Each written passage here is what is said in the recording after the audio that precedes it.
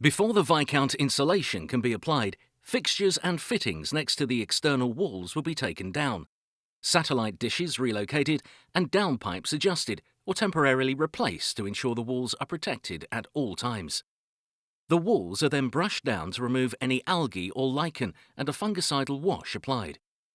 A base rail is fixed around the perimeter of the house at damp-proof course height to provide a reinforced, level finish for the insulation system, with the solid insulation boards sitting on top of this. Specially designed plugs provide a secure and durable attachment to the walls.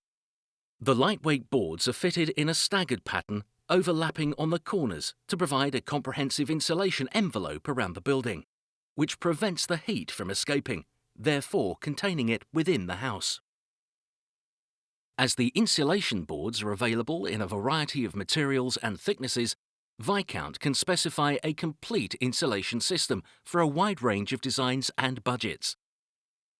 If required, a wet fix can be applied to straighten out uneven surfaces, and sill and eaves extenders fitted if existing projections are not of a suitable depth.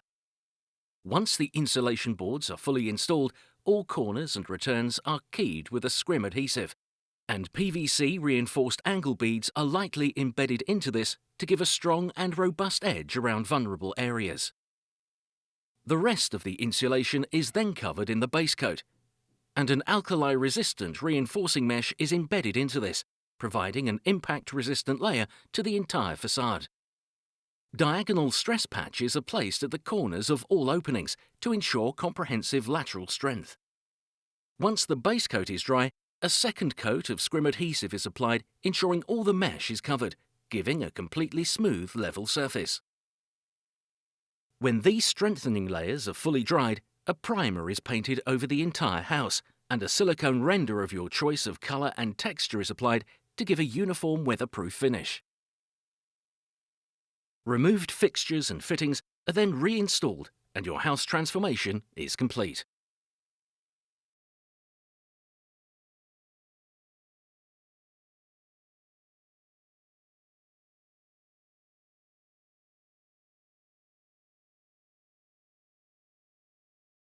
Insulation boards are fitted as before, and a layer of scrim adhesive is applied to cover the entire wall, with alkali-resistant reinforcing mesh lightly embedded and diagonal stress patches again placed around all openings.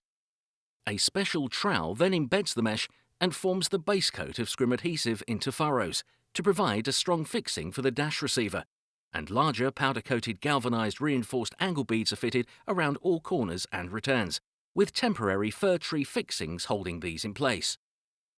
Once the furrowed base coat is dry, a dashing mortar then covers the entire building, ready for the final dash finish, which is available in a wide range of decorative aggregates with complementary mortar colours to suit.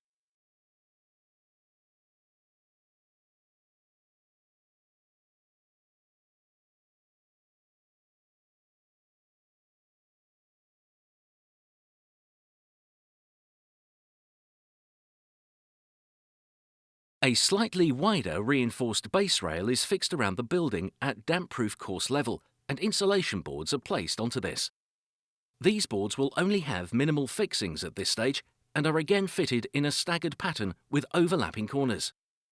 Over these, a profile ridged wire mesh is attached using fir tree fixings. Once the mesh sheeting levels have been checked and finalised, permanent metal plugs are used to secure both the wire mesh and the insulation boards to the wall, to provide a strong and robust external skin. Brick slips, which are available in a wide variety of colours and textures, are then cemented into place.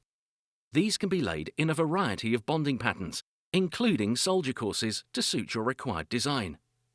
Pointing mortar is then applied between the brick slips and smoothed to complete the new facade.